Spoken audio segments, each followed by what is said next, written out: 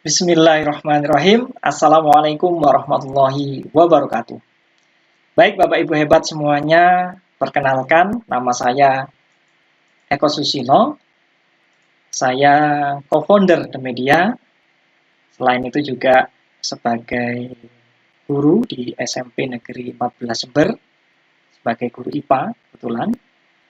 Sebelumnya saya mengucapkan banyak terima kasih kami ucapkan kepada PGRI Kabupaten Lumajang, dalam hal ini Bapak Winadi, selaku Ketua PGRI Kabupaten Lumajang, TP2G, juga yang telah memfasilitasi kami, yang telah mensupport kami untuk melaksanakan kegiatan workshop online media pembelajaran interaktif pada kesempatan kali ini. Tak lupa, saya juga mengucapkan banyak terima kasih kepada semua peserta, Bapak Ibu guru hebat semuanya yang sudah antusias dalam mengikuti kegiatan workshop online pada kesempatan kali ini. Saya juga mengucapkan selamat Hari Pendidikan Nasional tahun 2020.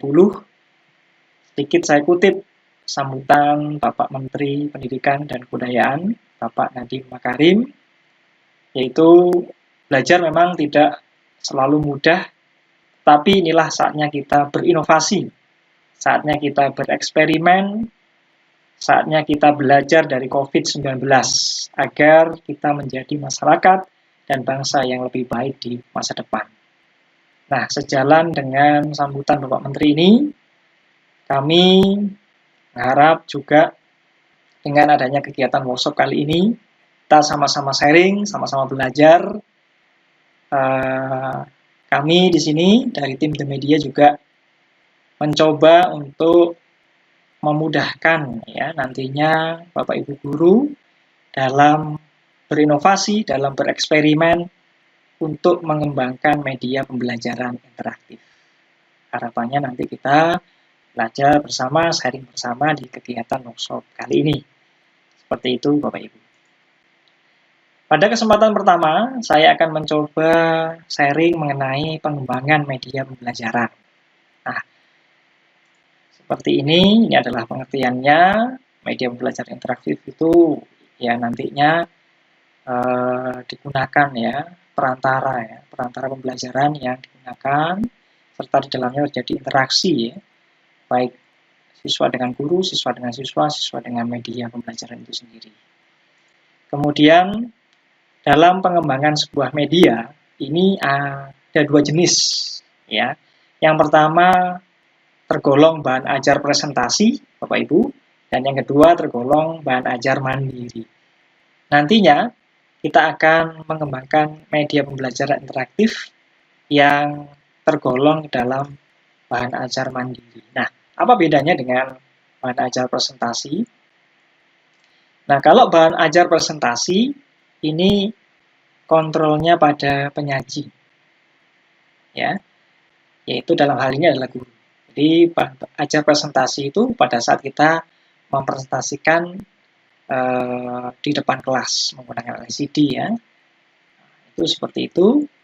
Kemudian kalau bahan ajar mandiri kontrol pada pengguna, di dalam hal ini adalah siswa ya.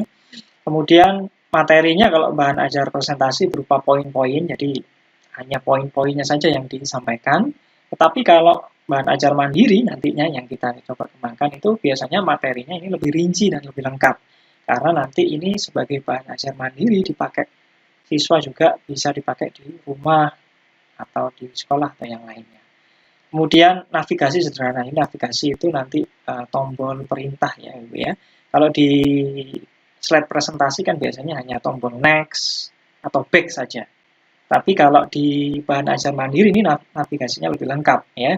Nanti ada menu home ya, nanti bisa diklik kemudian kembali ke menu home ya, ke menu utama, kemudian ada tombol close, kemudian ada tombol materi, tombol latihan soal dan sebagainya. Jadi navigasinya lebih lengkap kalau di bahan ajar mandiri.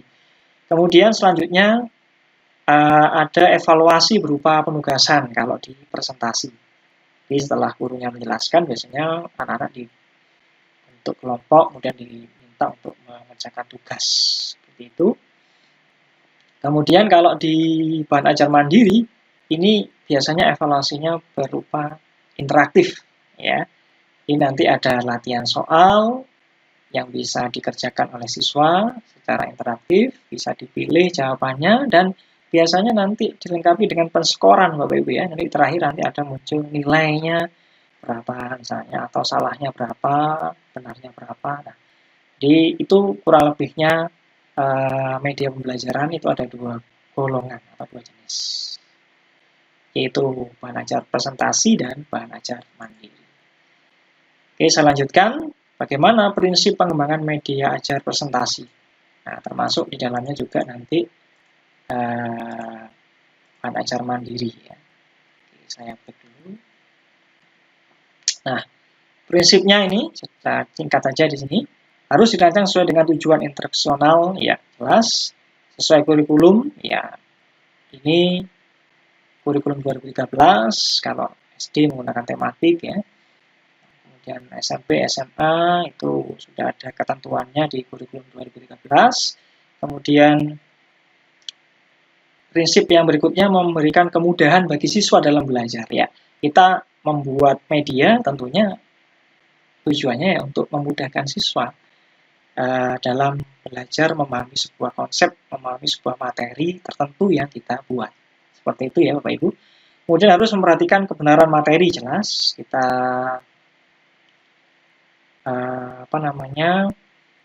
materinya juga harus benar ya disampaikan di situ. Kemudian pemilihan media pendukung yang tepat. Ya, jadi media pendukung nanti bisa berupa gambar, berupa video, ya, berupa animasi dan lain-lain ya. Ini visual ya, sehingga nanti menarik perhatian siswa dalam belajar. Memperhitungkan waktu ya. Memang kalau media ajar presentasi ini membutuhkan ya memperkirakan waktu ya. Jadi kalau media ajar presentasi ini memang memperhatikan waktu. Tapi kalau media ajar mandiri sebenarnya bebas ya. Karena media mandiri nanti itu kan dibawa siswa ya, belajar siswa. Jadi tidak menuntut padanya batasan waktu ya, tetap nantinya. Seperti itu. Kemudian selanjutnya itu teknik penulisan naskah media ajar presentasi atau juga media pembelajaran juga ya. Di sini. Nah, seperti ini.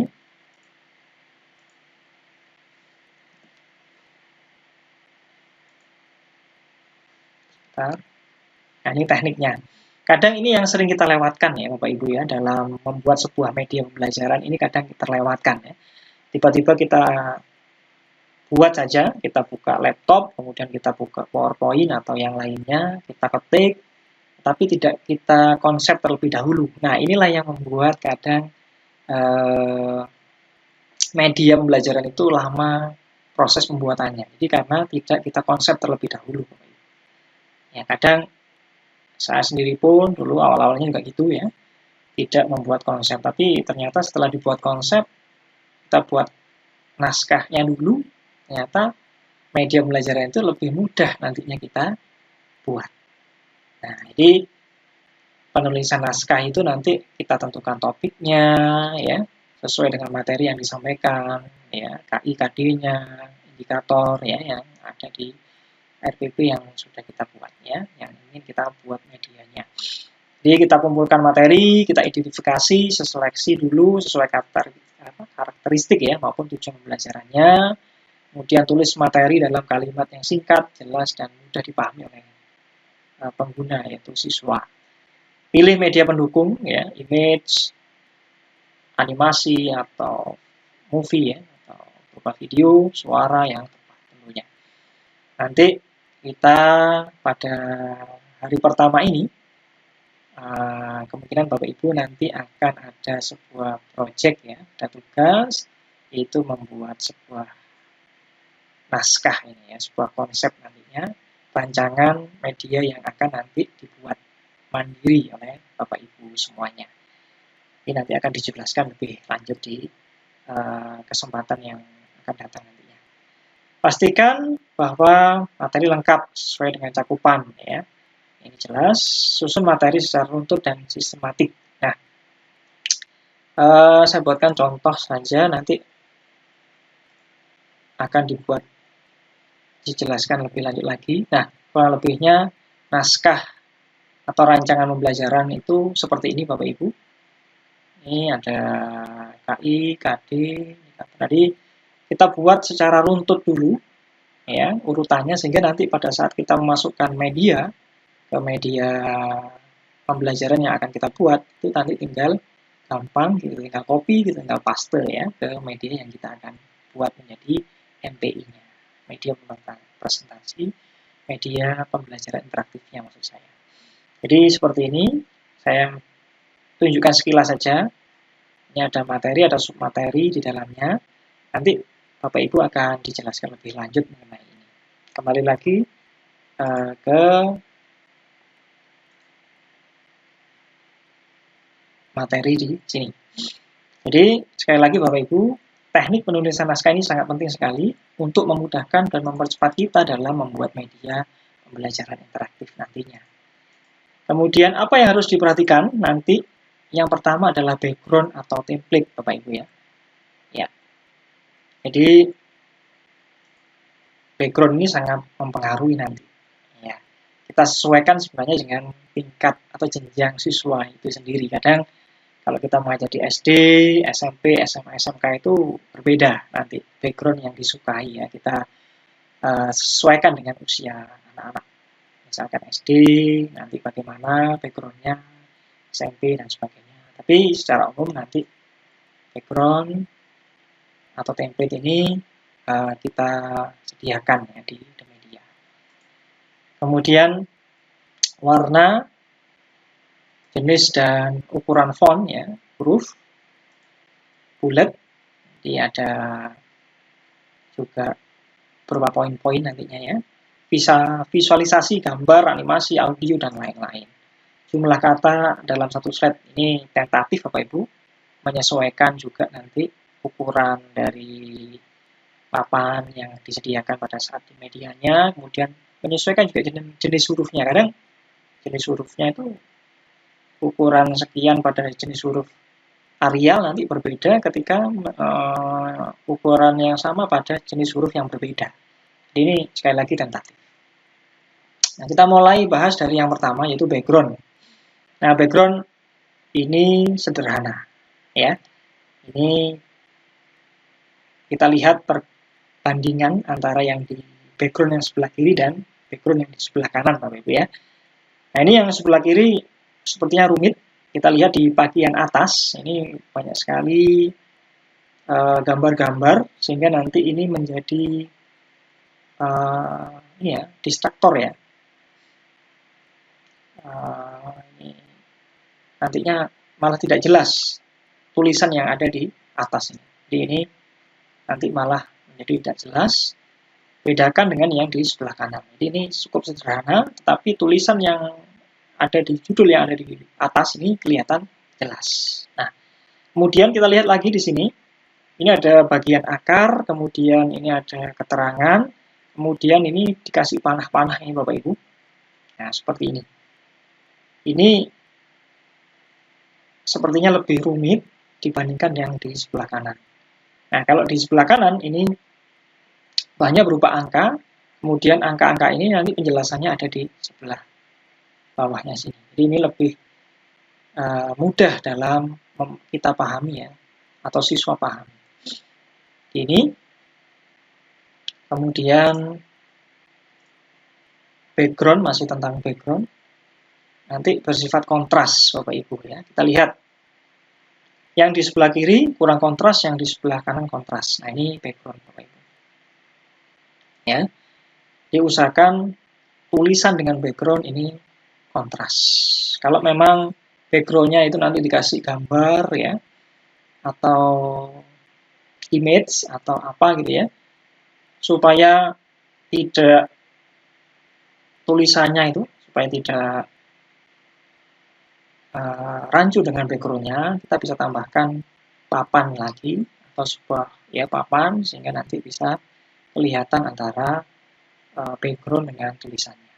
Kita kita tambahkan papan lagi, kemudian kita buat shape ya Bapak Ibu ya. Kita buat shape, kemudian shape-nya kita transparansi sehingga nanti paling tidak menutupi background yang ada di belakang kalau background-nya memang itu berupa pemandangan atau berupa gambar atau image atau yang lainnya. Sehingga tidak mengganggu tulisan yang ditampilkan.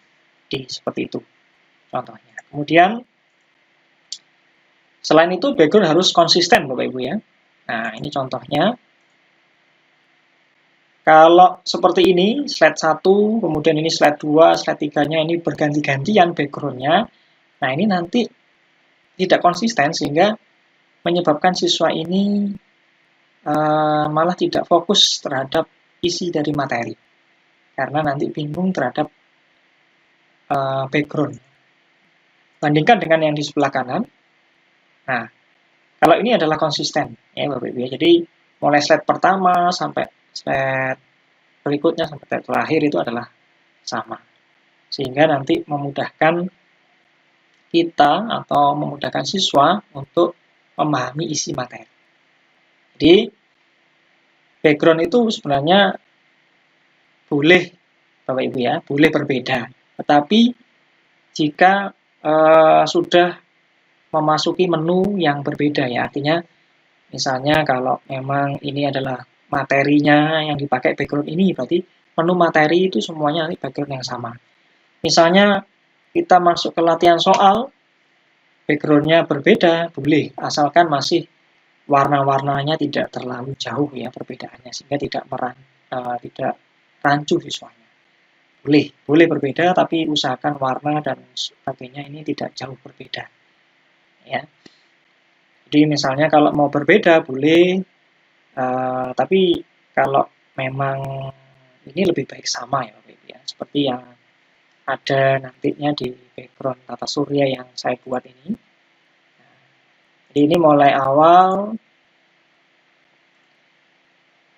sebentar Bapak Ibu.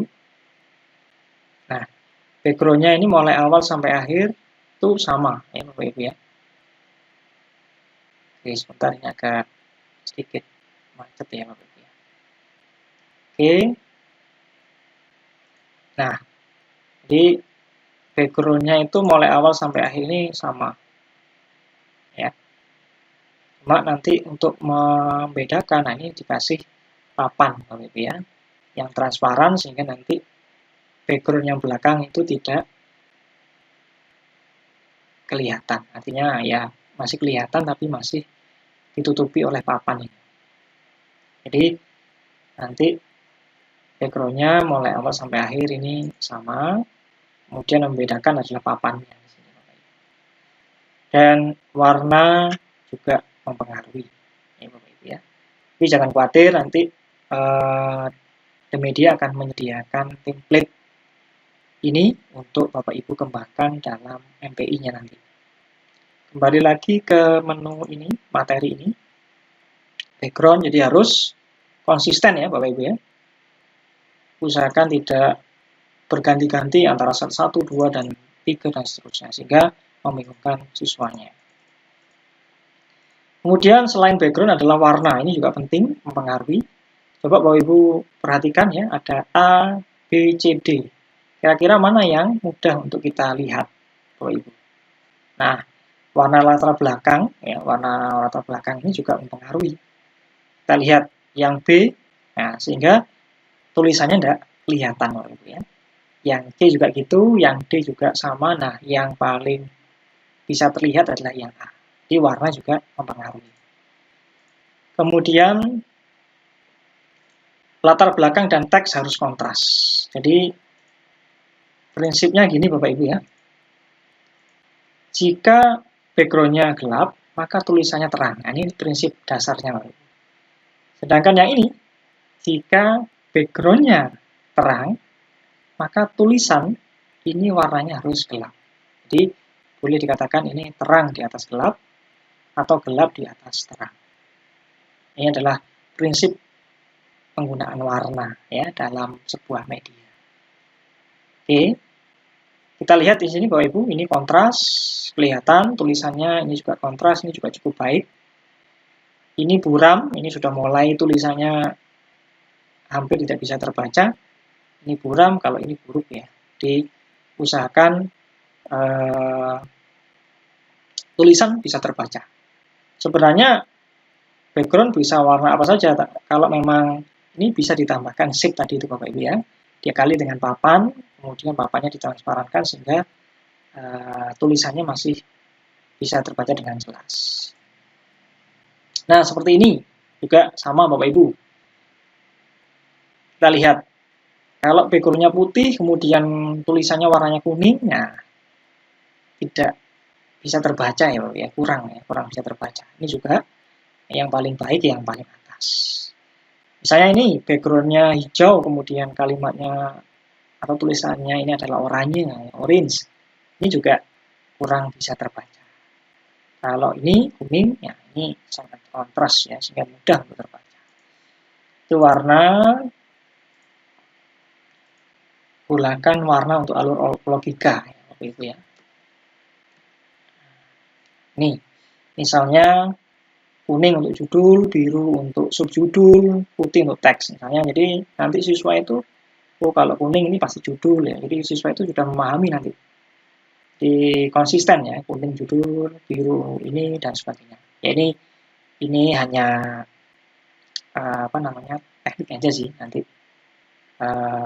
bisa kita terapkan juga atau bisa nanti sesuai dengan selera kita juga.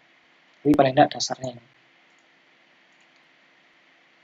Nah, ini contohnya judulnya kuning, subjudulnya hijau, kemudian isi atau materinya putih. Ini alur logika dalam pembuatan media ya, atau presentasi. Kemudian, nah ini juga sama, Mas Ian. Nah, gunakan warna untuk penekanan atau highlight, seperti itu ya. Misalnya ini, kalau ada kata-kata kalimat yang penting, bisa digarisbawahi atau menggunakan warna yang berbeda. Bisa hindari kombinasi lebih dari 3 jenis warna dalam satu slide. Ya, diusahakan seperti itu ya. Konsisten, itu. Kemudian menuju ke aturan font ya Bapak Ibu ya. Nah, ini ada sebuah anjuran Bapak Ibu ya. Ada sebuah anjuran kalau untuk font. Jadi untuk di media presentasi atau media pembelajaran yang nanti kita kembangkan, usahakan tidak menggunakan jenis-jenis huruf yang seperti ini di atas ini Bapak Ibu ya, serif ya. Jenis huruf serif. Jadi jenis huruf serif itu yang bagaimana? Jadi yang ujung-ujungnya itu ada runcing-runcingnya seperti ini Bapak Ibu. Nah, ini tidak dianjurkan untuk penggunaan di media pembelajaran. Ya, ini biasanya jenis-jenis serif ini digunakan untuk media cetak, Bapak Ibu ya, digunakan untuk buku, koran, kemudian majalah. Nah, ini kalau tujuannya dicetak, nah biasanya pakai yang jenis serif ini, yaitu jenis hurufnya, fontnya itu Times New Roman, Courier atau Courier New dan lain-lain. Jadi yang dianjurkan maksud saya untuk menggunakan media nantinya yaitu gunakan jenis kelompok sans serif ya, yaitu Arial, Tahoma, Arial Black dan lain-lain yang tegak ya, penulisan jenis hurufnya itu tegak. Jadi kelihatan enak untuk dibaca. Ya. Ini sebenarnya sepele Bapak Ibu, tapi ini juga ternyata penting penggunaan font ini Bapak Ibu. Ya. Jadi penggunaan font ini penting. Jadi sekali lagi yang digunakan adalah sans serif. Termasuk perusahaan Google itu sendiri Bapak Ibu. Dulu Google itu tulisannya itu adalah jenisnya serif Bapak Ibu. Kemudian setelah itu ada perubahan yang sehingga sekarang yang dipakai adalah jenis huruf Google itu yang tampilan utama itu yang digunakan adalah sans serif sekarang. Ini juga berdasarkan riset juga Bapak Ibu ya.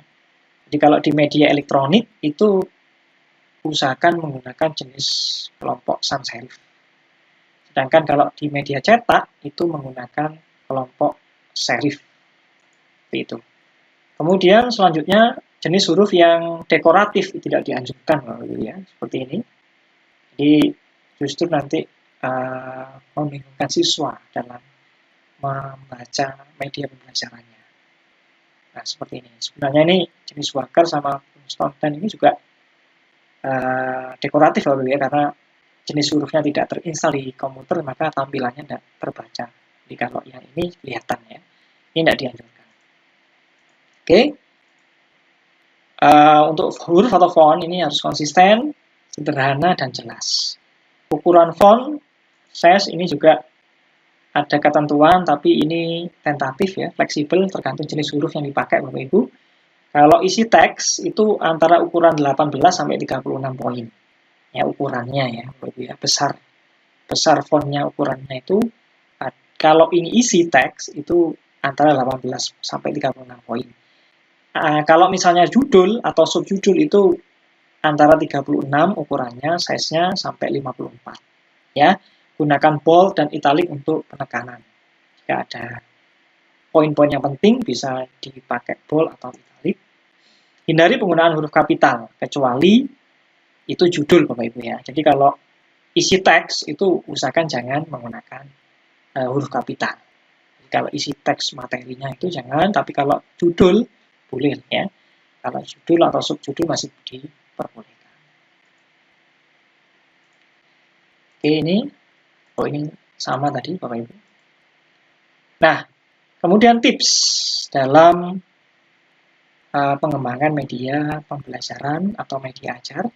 Apa saja? Usahakan dalam satu slide atau frame ini hanya terdiri 6-8 bullet point per slide. Nah, ini poin-poin seperti ini ya Bapak Ibu ya. Diusahakan lah seperti itu. 6-8 kata per baris, 10-11 ini maksimal. Kemudian 5-7 baris dalam satu paragraf.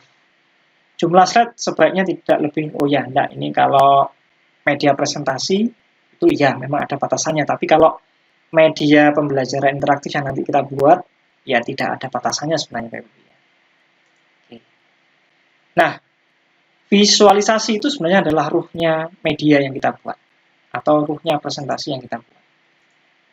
Nah, seperti apa? Visualisasi itu lebih dari sekedar kata-kata. Jadi kalau penjelasannya bisa dijelaskan melalui gambar, atau melalui video, atau melalui animasi, kenapa harus menggunakan kata-kata? Jadi ini prinsipnya seperti itu. Jadi memang siswa itu lebih tertarik nanti kalau disajikan dalam bentuk gambar, dalam bentuk video, dalam bentuk animasi. Ya. Jadi seperti itu. Kemudian gunakan visualisasi, yaitu tadi foto, gambar, grafik, bagan, animasi, dan video untuk memperjelas fakta, konsep, prinsip, dan prosedur. Gunakan visualisasi jika dan hanya jika diperlukan. Jadi disesuaikan dengan materinya. Penggunaan visualisasi yang berlebihan akan menjadi distraktor. Jadi diusahakan juga jangan berlebihan. Disesuaikan juga. Entah itu animasinya, entah itu gambarnya, fotonya. Ini juga disesuaikan. Kalau bisa divisualisasikan, kenapa harus dengan kata-kata ini? Yang saya katakan tadi Bapak Ibu ya. Jadi visualisasi itu adalah ruhnya dari media yang nanti kita buat. Oke. Usahakan tampilannya terlihat sederhana, uraian materinya singkat dan jelas, gunakan media secara tepat, beri judul pada setiap frame atau tampilan, jadi nanti setiap frame media pembelajaran yang kita buat nanti ada judul, ada subjudulnya, ada judul materi, ada submaterinya. Sehingga siswa itu jelas ini materinya tentang apa. Hindari penggunaan efek animasi yang banyak. Nah ini Bapak Ibu ya. Jadi memang kadang di media-media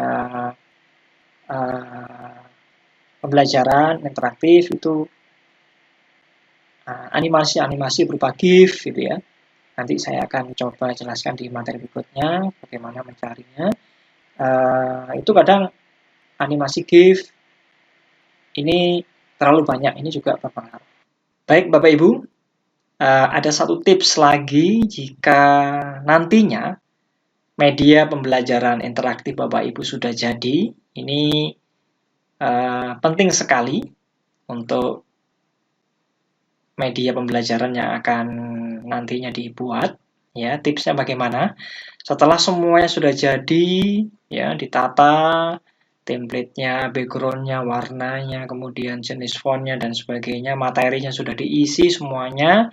Nah, yang terakhir kalau sudah jadi, yang biasanya jarang ya dilakukan oleh kebanyakan orang, tipsnya, apalagi ini nanti medianya dipakai untuk lomba ya Bapak Ibu ya. Jadi tips dari saya adalah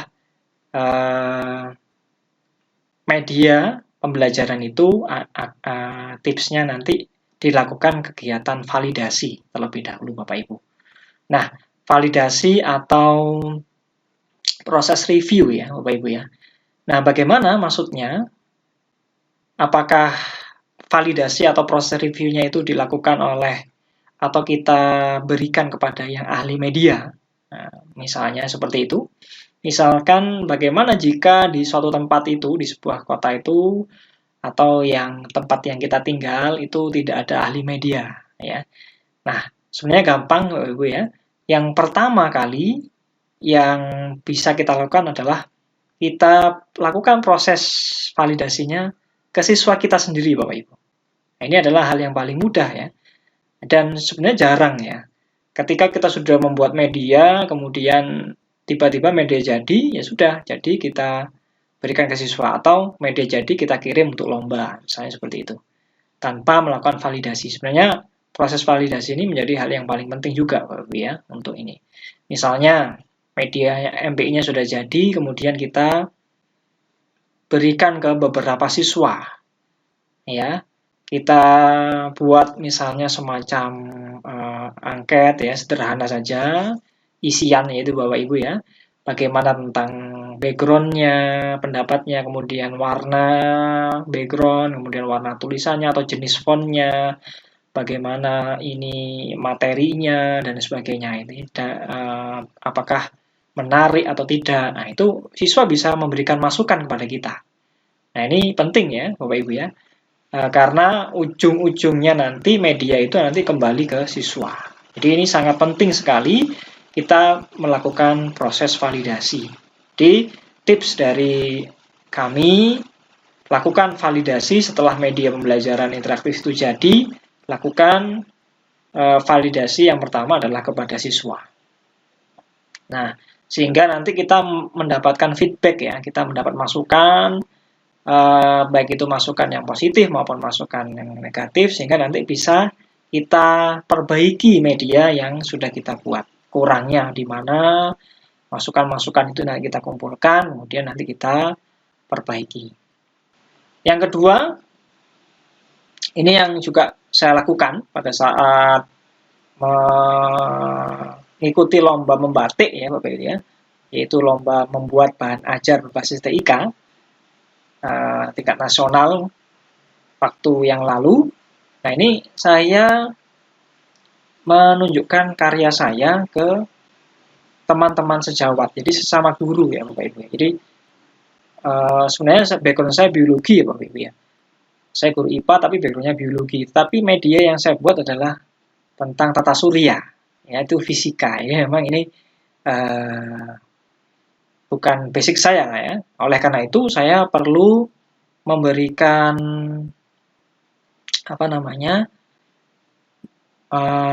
perlu pendapat ya, perlu masukan dari Bapak Ibu guru yang memang di bidang itu.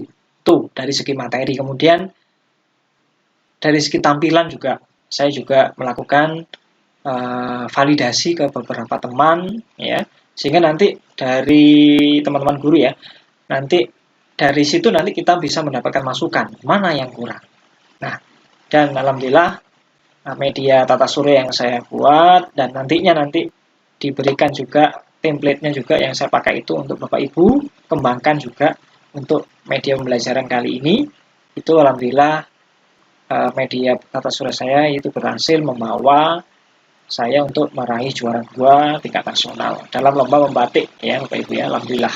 Jadi itu tips dari saya untuk media pembelajaran interaktif. Jadi yang paling terakhir, lakukan proses validasi. Kalau ada ke ahli media, kalau tidak ada yang paling mudah, yang pertama adalah lakukan validasi kepada siswa, Dan yang kedua, lakukan validasi ke teman sejawat, terutama guru-guru senior ya yang sudah puluhan tahun mengajar, itu sudah pasti banyak pengalamannya. Jadi itu nanti bisa memberikan masukan kepada kita. Baik, itu kurang lebihnya materi pertama pada kesempatan kali ini Bapak Ibu mengenai pengembangan media ajar, baik itu media presentasi maupun bahan ajar mandiri ataupun media pembelajaran interaktif. Kurang lebihnya mohon maaf, nanti saya lanjutkan di kesempatan video materi berikutnya. Saya akhiri. Assalamualaikum warahmatullahi wabarakatuh.